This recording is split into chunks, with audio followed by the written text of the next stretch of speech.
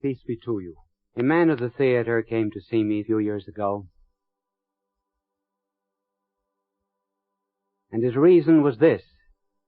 He said that one night after a show he was talking to a number of theatrical people backstage, and they said to him, "You are a Catholic, aren't you?" He said, "I used to be."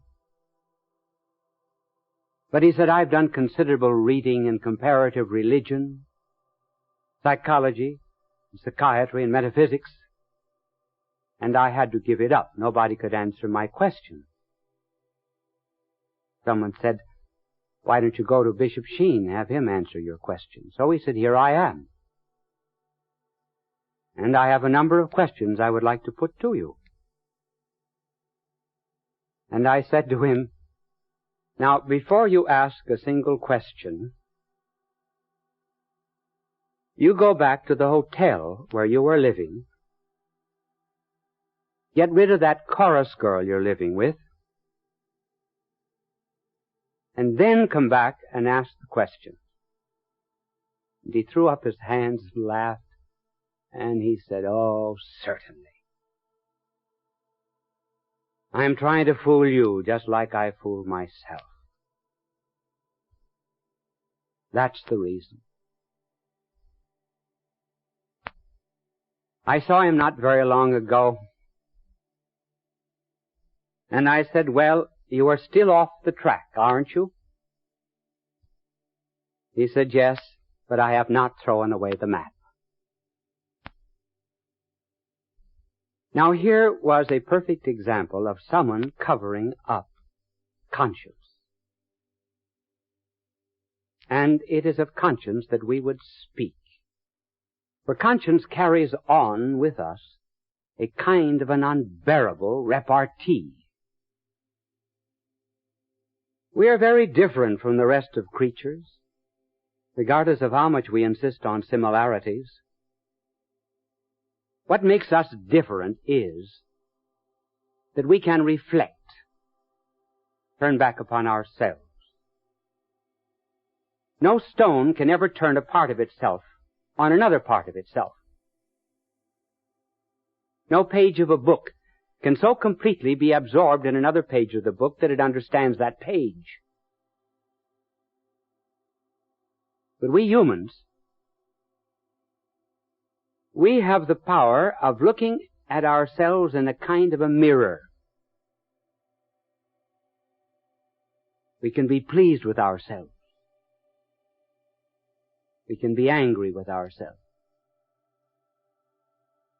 And so it is possible for us to have tensions of all kinds which do not happen to animals.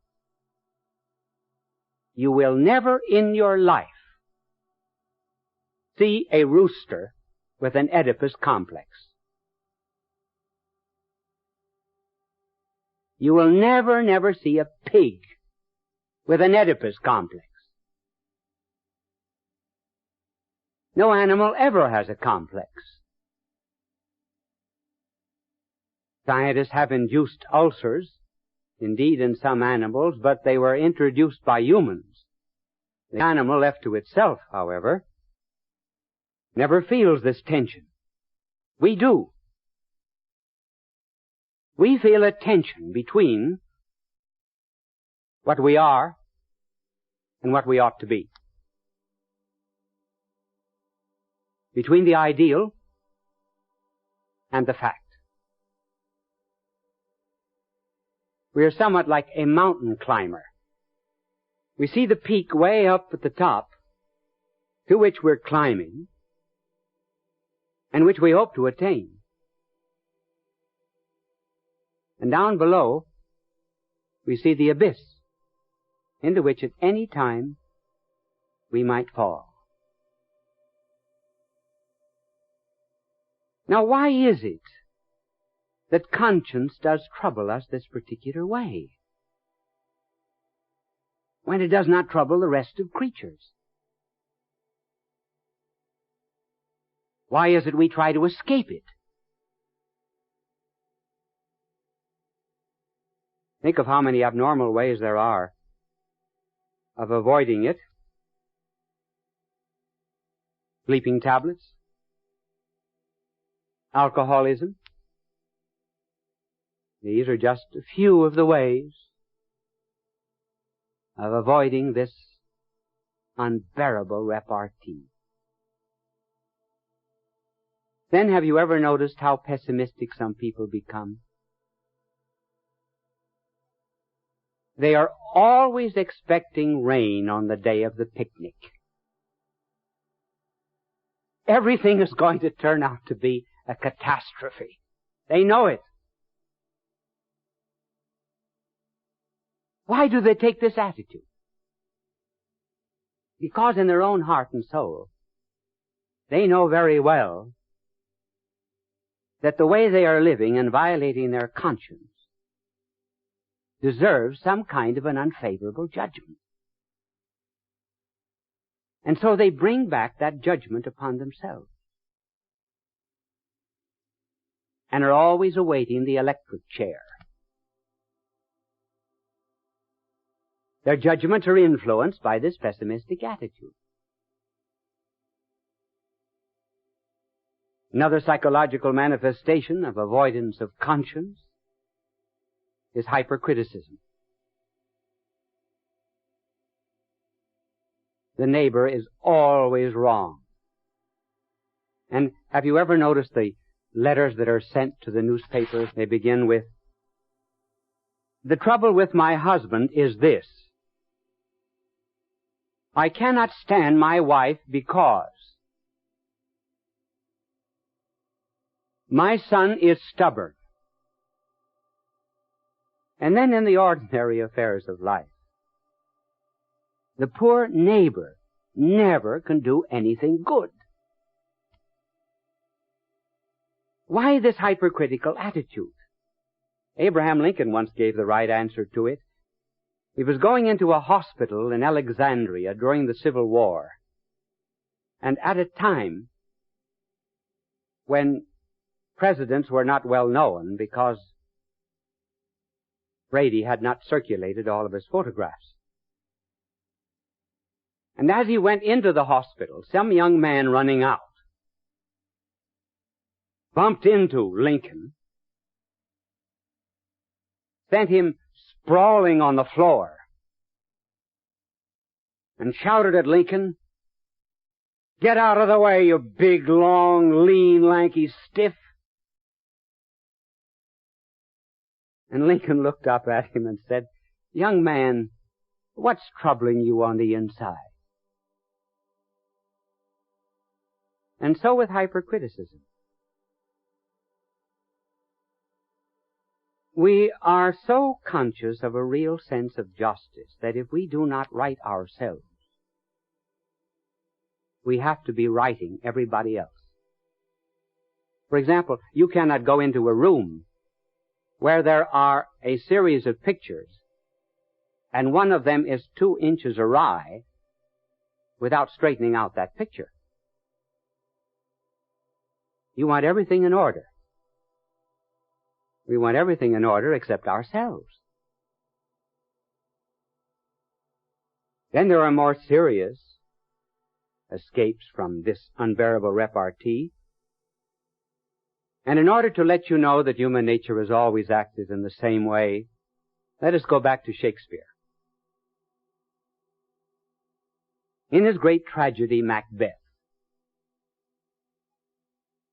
Shakespeare, long before we had any of the profound findings of psychiatry, described a perfect case of psychosis and a perfect case of neurosis. It was Macbeth that had the psychosis. Lady Macbeth, his wife, had the neurosis. You remember the story? In order to attain the throne, Banquo the king was murdered. Conscience bothered Macbeth so much that he developed a psychosis. and he began to see the ghost of Banquo. He imagined he saw him seated at a table. The dagger that killed the king was constantly before him. What is this dagger before my eye? It was just imagination, but the projection of his inner guilt. And then note the great wisdom of Shakespeare in pointing out that whenever there is a revolution against conscience, there will very often come skepticism, doubt, atheism, a complete negation of the philosophy of life. And Macbeth reached a stage where to him life was just a candle. Out, out, brief candle. Life had no meaning. And so the petty pace creeps on from day to day. And all our yesterdays have lighted fools their way to dusty death. I tell you, skepticism, agnosticism, and atheism have not rational foundations.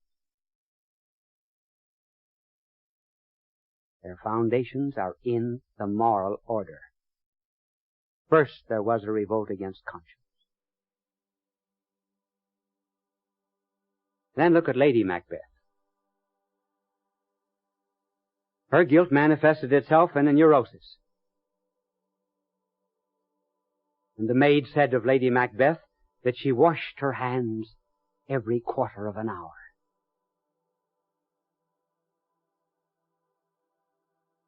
There was a sense of guilt in her which she had completely negated. And instead of washing her soul, as she knows she should have done, she projected it to her hand. And her hands were always smeared with blood, it seemed.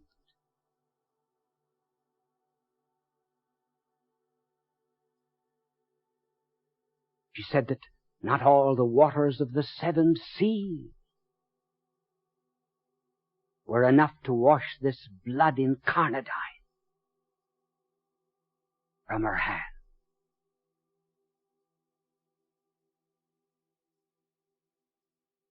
Guilt will out. And one can see it when one knows souls well, so very easily. I was once instructing a young woman,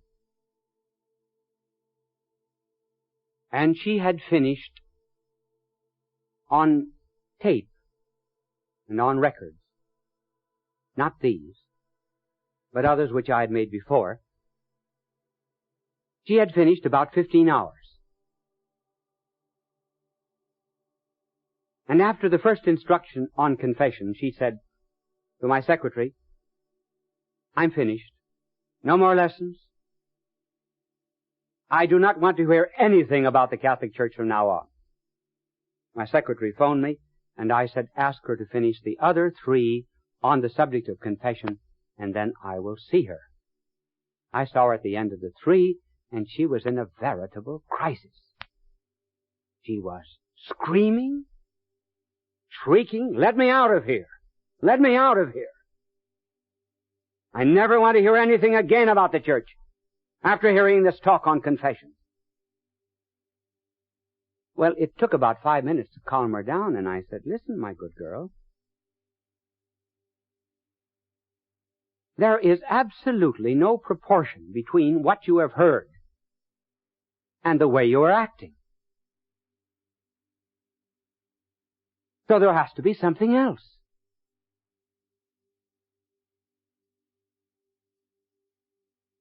Do you know what I think is wrong? I think you've had an abortion. He said, yes. So happy that it was out. Now see how that bad conscience came out? An attack upon confession, the truths of faith. That was not the problem. Very often, we will find that an attack upon religion satisfies for the moment this uneasy conscience. Now, what does this conscience mean? What significance has it for us? Well, conscience is something like the United States government. The United States government is divided into three offices: the legislative, the executive, and the judicial. The legislative, Congress that makes laws. The executive, the president, who witnesses to the conformity of law and action. And finally, the Supreme Court, which judges that conformity. Now, we have all of these inside of us. First of all, we have a Congress. There's a law inside saying, thou shalt not. I might interrupt myself for a moment to define conscience very simply as conscience is that which makes you feel good after. And wrong is that which makes you feel bad after. So we have a law. Thou shalt not. Where does this law come from? From myself? No, if it did, I could do away with it. If I made it, I could unmake it.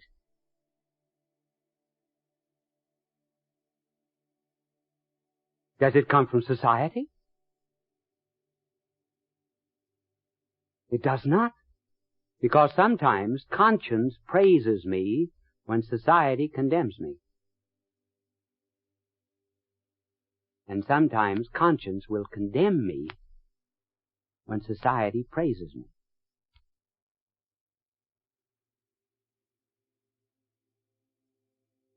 Where does it come from then? If not from myself. Where then does the executive side of conscience come from? It too judges whether or not I have obeyed that law. It says, I was there. I saw you. And though others will say, oh, pay no attention to it, one knows very well that one must. And one also knows the motives that inspired the act. And finally, it judges us. And if therefore it praises us for certain actions, and we feel somewhat the same happiness and joy that we would from being praised by a father or mother, if we feel the same sadness and unhappiness that we feel when condemned by a father or a mother, it must be that behind conscience is some person, the divine thou. It is the standard of our life.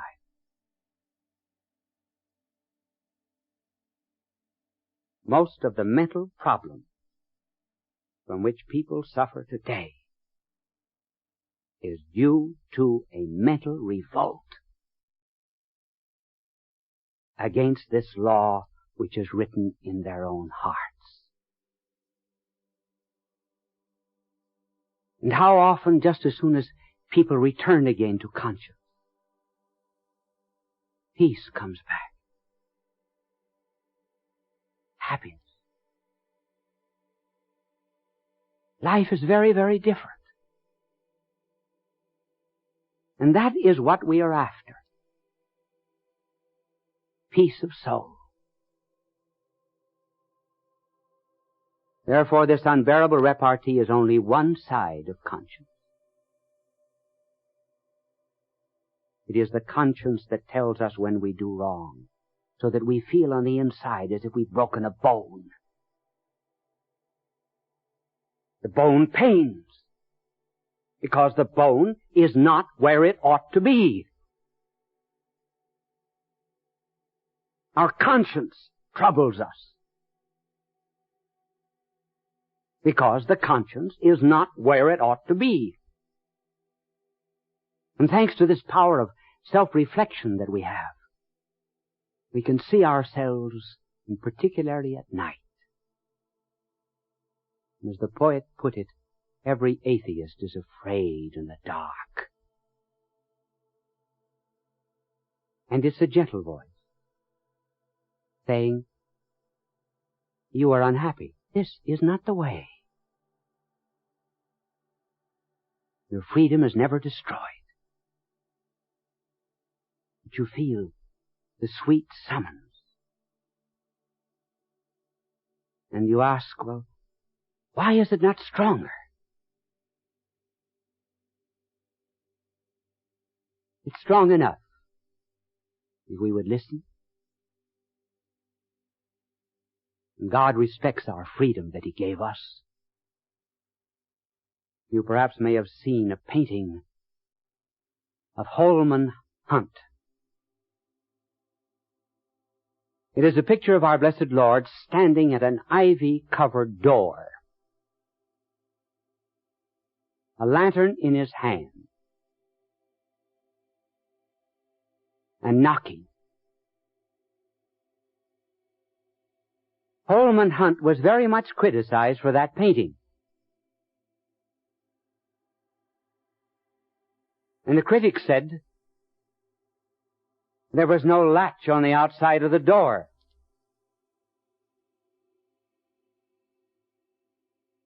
That was right. There was no latch on the outside of the door. It was conscience. The door is opened from the inside.